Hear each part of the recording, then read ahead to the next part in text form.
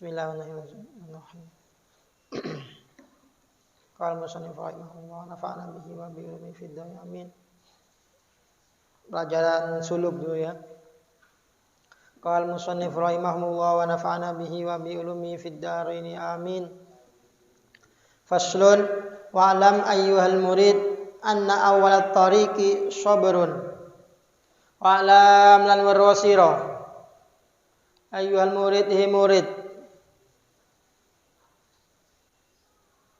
anna awalat tariqi sedune kawitane dalan. Anna awalat tariqi sedune kawitane dalan sabrun iku sabar. Wa akhiru halan sedune akhire tariq syukrun iku syukur. Syukrun iku syukur. Wa awwala halan sedune kawitane tariq anaun iku keangelan. Anaun iku keangelan. Wa akhiraha lan akhire tarik hanaun iku kesenengan.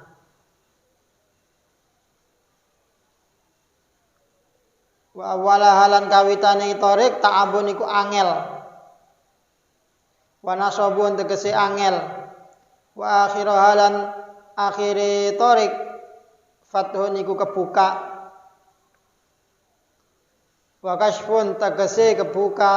Wa wusulun lan tumeka ilani hayatil arabi maring katoke kebutuhan. Wa dzalika uta mungkon wusul ilani hayatil arab ma'rifatullahi iku ma'rifat. Iku makrifat ing Allah, kenal ing Allah wal wusulan tumeka ilahi maring Allah. Wal wusulan tumeka ilahi maring Allah wal unsulan aring-aringan. Wal unsulan aring-aringan bihi kelawan Allah. Wal wuqufulan kandek. Wal wuqufulan kandek fi karimi hadrati ing dalam mulya ing dalam ngersani Allah. Ing dalam mulya ing dalam ngersani Allah ma'a malaikati serta malaikati Allah. Ma'a malaikati serta malaikati Allah baina dain dalam antane Allah. Ing dalam antane kekuasaane Allah. Wa man utawi sapane wong asasa iku ndasari sapa man. Asasa iku ndasari sapa man mondasi sapa man jami'a umuri ing sekabehane pira-pira perkara man. Ing sekabehane pira-pira perkara man ala sabri ngatasi sabar al jamili kang indah. Ala sabri ngatasi sabar al jamili kang bagus hasala moko hasil sapa man. Haswala mongko hasil sapa man ala kulli khairin ing atase saben-saben kebagusan. Ala kulli khairin ing atase saben-saben kebagusan wa wasalalan tumeka sapa man. Illa wasalan tumeka sapa man ila kulli ma'mulin maring saben-saben perkara kang den angen-angen.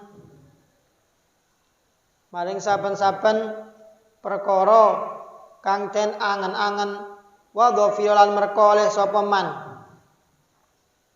Wa dhafiran merkoleh sapa man bikulli matlubin kelawan saben-saben perkara kang den supri. Wa dhafiran merkoleh sapa man bikulli matlubin kelawan saben-saben perkara kang den supri. Wa lam warwasira ana nafsa ing sedune nafsu.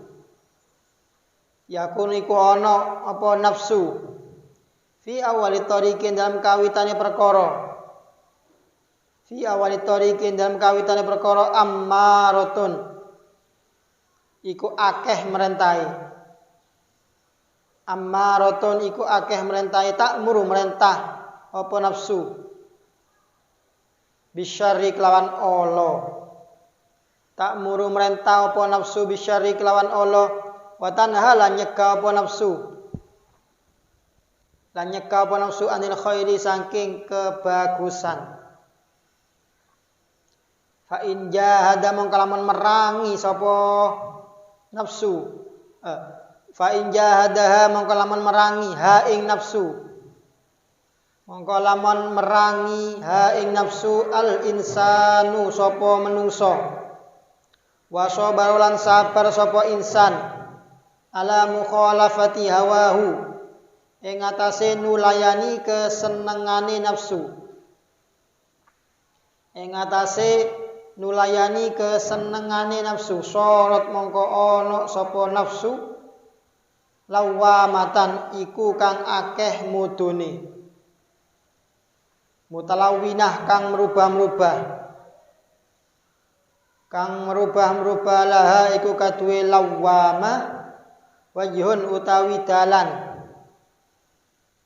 Laha iku kaduwe lawamah wajhun utawi dalan ilal mutmainnati maring nafsu mutmainnah. Wa wajhun lan dalan ilal ammarati maring nafsu ammarah. Faya mangko utawi nafsu faya mangko utawi nafsu marotan ing dalam siji ambalan. Hakadha iku kaya mangkene al mutmainnah. Hakadha iku kaya mangkene al mutmainnah wa marotan lan ing dalam ambalan kang weneh. Hakadha iku kaya mangkene al ammaro. Hakadha kaya mengkene al ammar fa in rafaqa mongko lamun welas sapa insan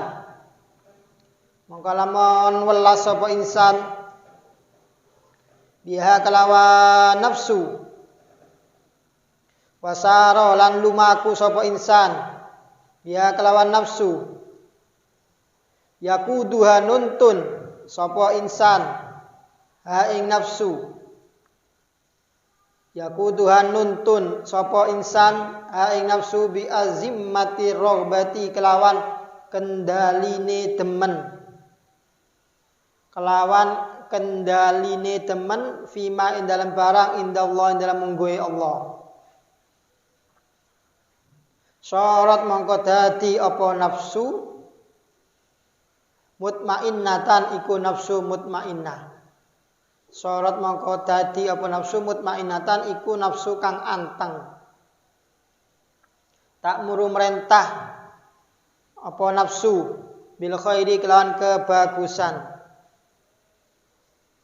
Merentah apa nafsu bil khairi kelawan kebagusan. Wa tastalidzuhu lan ngrasa enak apa nafsu hu ing khair. Lan ngrasa enak apa nafsu hu ing khair.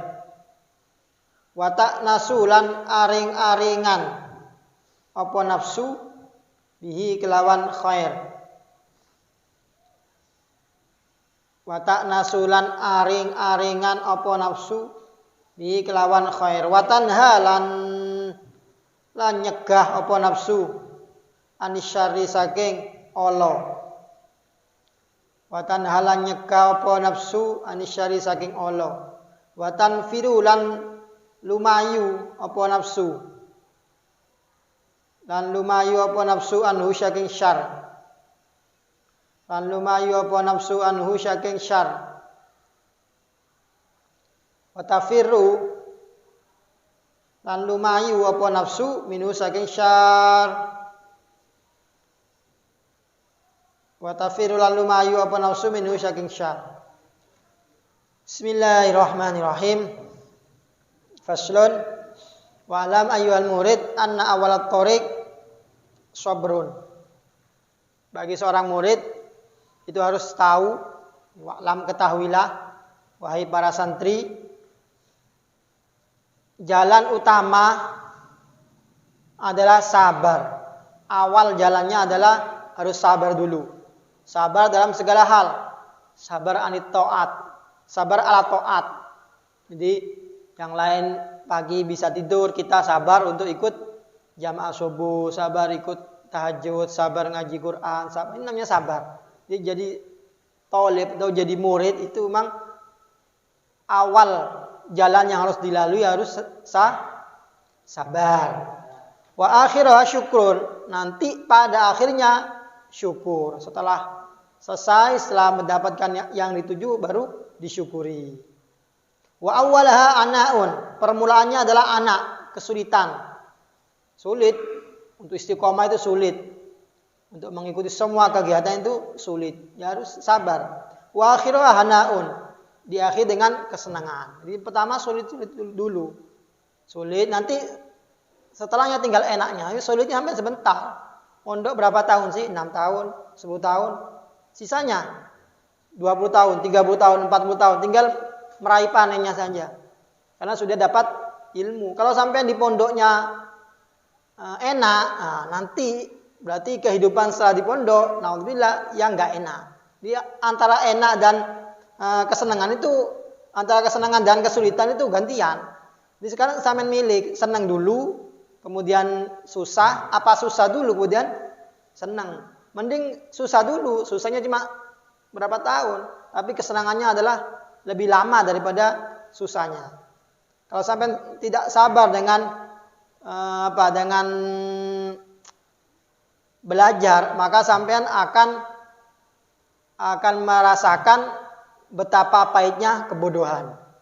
Tidak mau mondok atau mondok tapi tidak tahu belajar, cuma sekedar di pondok. Nah, nanti akan merasakan pahitnya kebodohan. Mending merasakan pahitnya lelah belajar, nanti pulang merasakan manisnya ilmu.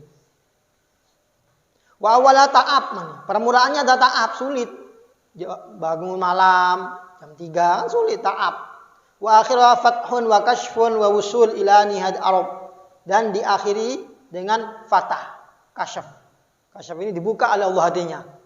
Pertamanya dipaksa, lama-lama terbiasa. Kayak kita pertama kali sholat dipaksa umur 7 tahun. Sekarang sudah terbiasa. Kalau kita dipaksa untuk tahajud terus, kalau sudah mendarah daging, boyong pun nanti tetap bangun. Kalau sudah mendarah daging, kecuali kalau tetap tidak mendarah daging, dipaksa, itu pun ada yang nggak mau. Lain. Dipaksa apa? Dipaksa dulu. Lama-lama terbiasa. Wal uns, dan merasa tentram bihi, dengan Allah. Wa wusul ila nihad arab, dan sampai ke puncak cita-cita. Wa dzalika ma'rifatullah, yaitu kenal dengan Sang Pencipta, kenal dengan Allah. Itu adalah puncak dari cita-cita. Ini cita-citanya kalian apa? Ingin jadi pilot. Nah, itu kan ketika kecil di situ kan. Ingin jadi polisi. Ya. Yang benar apa? Cita-cita apa? Kenal dengan Tuhan, kenal dengan Allah. Apa cita-cita kamu? Masuk surga. Itu paling bagus. Jangan cita-cita ingin jadi dokter. Itu namanya. Wal wusul ilahi. Ini puncak cita-cita adalah kenal kepada Allah. Wusul ilahi. Ini sudah sampai kepada Allah. Wal uns bihi, tentram di sisi Allah. Wal wukuf fi karimi hadratihi ma'a malaikatihi baina yadayhi, dan juga wukuf berdiam diri dalam kemuliaan hadrah bersama malaikatnya Allah. Wa man assasa jami'a umurihi ala sabril jamil, barang siapa yang segala urusannya, segala perkaranya ini didasari dengan sabar al-jamil, sabar yang indah, hasala ala kulli khair, maka dia akan panen, akan meraih segala kebaikan. Jadi semuanya dipondasi dengan sabar. Sabar alat taat, sabar anil maksiat. Dua ini. Sabar untuk melaksanakan ketaatan, sabar untuk menjauhi kemaksiatan. Segala kemaksiatan itu dihindari. Yang sulit itu yang anil maksiat, itu yang sulit. Sabar ala taat itu masih banyak yang bisa, tapi sabar anil maksiat ini yang sulit. Seorang tidak dikatakan ahli ibadah dengan memperbanyak macam-macam ibadah, tapi dengan masih melakukan kemaksiatan. Tapi seorang dikatakan ahli ibadah dengan menjauhi segala maksiat, sekalipun ibadahnya pas-pasan. Dia tidak pernah maksiat sama sekali, tapi tidak melakukan kesunatan, cukup wajib, cukup itu. Daripada dia kesunatannya banyak, kewajiban dilakukan, tapi sambil maksiat. Jadi istilahnya apa? STMJ gitu. Sholat terus, maksiat jalan. Sambil maksiat, sambil sholat. Itu bukan dikatakan ahli ibadah. Wa wasala ila kulli ma'mul, dan dia sampai kepada apa yang ia angan-angankan. Wa dhafira bi kulli matlub, dan dia meraih segala tujuannya. Kalau sudah dilandasi dengan sabar. Semuanya dilandasi dengan sabar. Menuntut ilmu harus sabar. Bekerja, cari uang pun juga harus sabar. Semua harus sabar. Wa'lam, ketahuilah, anna nafsa yakunu fi awalil amri ammar. Ketahuilah sesungguhnya nafsu itu di permulaannya adalah ammar. Tahu ammar? Ammar ini dari wazan fa'alun. Artinya apa? Banyak merentahnya. Kalau amaro merentah, tapi kalau ammar ini sigot apa? Sigot yang menunjukkan bilangan banyak. Ta'muru bisyarri. Nafsu ini merentah kejelekan, wa tanha 'anil khair, dan melarang kebaikan. Jadi perlu diketahui, nafsu itu di dalam Al-Qur'an disebutkan ada 3. Yang pertama adalah nafsu al-ammarah bisu. Innan nafsa la ammaratum bisu. Apa ini? Wa ma ubarri'u nafsi, innan nafsa la ammaratum bisu. Ini Nabi Yusuf mengatakan, wa ma ubarri'u, saya tidak membebaskan nafsu saya. Innan nafsa, sesungguhnya nafsu, la ammaratum bisu, itu banyak merentahkan kepada kejelekan. Itu nafsu sesungguhnya adalah ammaro bisu. Jadi kalau kita enggak melatih nafsu kita, maka nafsu itu adalah liar. Masih belum jina, masih merentahkan ke kejelekan. Itu hakikatnya nafsu. Nanti kalau sudah dikendalikan bisa naik ke derajat kedua. Namanya nafsu lawamah. Nafsu lawamah itu apa? Nafsu yang sudah apa? Nafsu lawamah itu di surat apa itu? La uqsimu biyaumil qiyamah wa la uqsimu bin nafsil lawamah. Itu. Nafsu lawamah, nafsu yang apa nafsu lawamah itu? Nafsu lawamah itu tengah-tengah, yang menyesali diri sendiri. Di nafsu lawamah itu ketika dia melakukan kemaksiatan dia menyesali.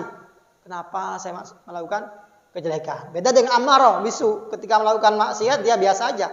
Karena hakikatnya nafsu merentah kejelekan. Kalau lawamah enggak, akan menyesali. Kalau dia berbuat kebaikan tetap menyesal. Misal dia berbuat baik, kenapa enggak dari dulu saya berbuat baik ya? Kenapa saya enggak berbuat baik lebih banyak lagi? Dia sholat duha 2 rakaat. Menyesal. Kenapa saya enggak ngambil 4? Kenapa enggak ngambil 6? Dia masih menyesali. Sudah naik ke atas sedikit. Lawamah. Paling tinggi, naik lagi. Namanya nafsul mutmainnah. Ya ayyatuhan nafsul mutmainnah. Irji'i ila rabbiki radiyatan mardiyah. Radiyah, nafsunya ridho. Mardiyah, diridhoi oleh Tuhannya. Fadkhuli fi ibadi. Di nafsul mutmainnah suruh masuk fi ibadi, dari golongan hamba Allah yang sholihin. Wadkhuli jannati, dan masuklah ke surga. Ini nafsu al-mutmainnah. Nafsu 3 ini hakikatnya yang ada al-ammar bisu pertama kalinya. Tergantung kita mengendalikan apa enggak. Karena diceritakan Allah pertama kali menciptakan nafsu. Di Allah itu menciptakan akal dan nafsu. Ketika Allah menciptakan akal, wahai akal, menghadaplah. Akal itu menghadap kepada Allah. Kemudian diucapkan lagi, wahai akal, berpalinglah. Berpaling akal itu. Kemudian dipanggil lagi, wahai akal, siapa aku? Siapa kamu? Akal menjawab, saya adalah hambamu yang lemah dan engkau adalah Tuhanku yang maha agung. Itu kata akal. Maka Allah mintakan sebaik-baik ciptaanku adalah akal, kata Allah. Kemudian dipanggil lagi nafsu. Wahai nafsu, menghadaplah. Tetap nafsu itu diam, tidak menghadap. Dipanggil lagi, wahai nafsu, berpalinglah. Nafsunya tetap diam saja. Akhirnya dipanggil, wahai nafsu, siapa aku? Kamu adalah kamu, katanya nafsu. Siapa kamu? Saya ya saya, itu kata nafsu. Saya, kamu. Jadi dia tidak sama dengan akal. Kalau akal ketika ditanya, saya adalah hambamu yang lemah, engkau adalah Tuhanku yang agung. Itu nafsu enggak. Saya, kamu. Akhirnya Allah nafsu itu dimasukkan ke neraka, disiksa selama 100 tahun. Siksa di neraka selama 100 tahun, diambil lagi, tanya lagi. Wahai nafsu, siapa aku? Dan siapa kamu? Jawabannya sama. Saya, kamu ya kamu, katanya nafsu. Nah, ini nafsu ini berarti masih kayak gitu, walau udah disiksa. Akhirnya Allah disiksa lagi 100 tahun. Dan yang kedua ini disiksa dan dilaparkan. Dibuat nafsu itu lapar, haus. Setelah itu dikeluarkan dari neraka setelah 100 tahun, tanya lagi. Wahai nafsu, siapa aku dan siapa kamu?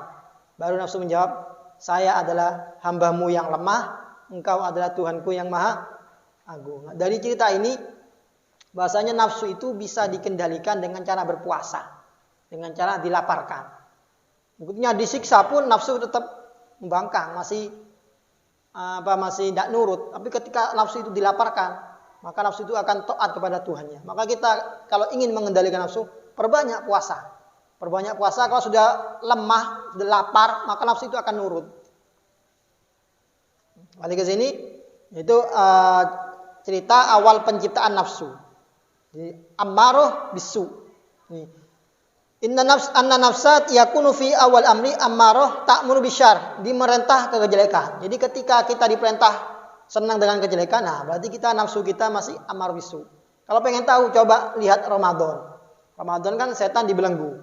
Nah, kalau kita Ramadan masih tetap senang dengan maksiat, masih tetap dengan berat melaksanakan ketaatan, nah itu berarti nafsunya sudah yang mengendalikan. Setan sudah tidak ada. Itu nafsu yang menjadi anak buahnya setan, sudah menjadi wakilnya. Setannya tenang-tenang, sekalipun tidak ada saya, anak buah masih kerja. Jadi, nafsunya yang kerja. Seharusnya kalau nafsunya sudah terkendali, ketika Ramadan dengan tidak Ramadan ada bedanya.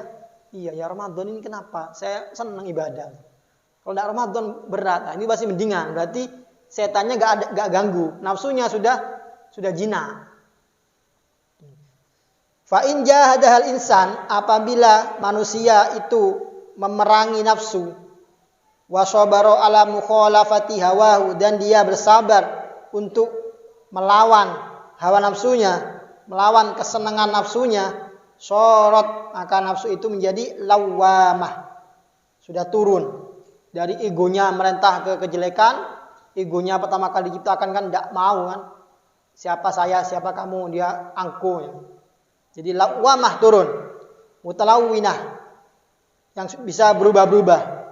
Apa maksudnya mutalawimah? Laha wajihun ilal mutmainnah. Nafsu itu bisa naik ke derajat mutmainnah tertinggi.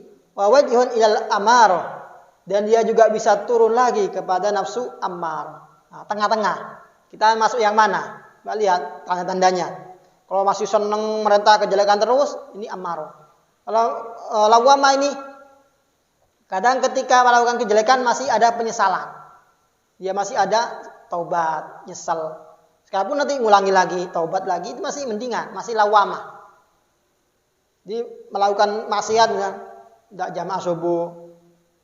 Kemudian pagi-paginya, nyesal saya nggak jamaah subuh, nyesal saya tidak tahajud, nyesal saya tidak kegiatan. Ini masih lawamah. Tapi kalau sudah tidak kegiatan, sudah ditindak, tidak ada penyesalan sama sekali, biasa-biasa. Ini sudah tanda-tanda nih, nafsunya masih kategori ammar.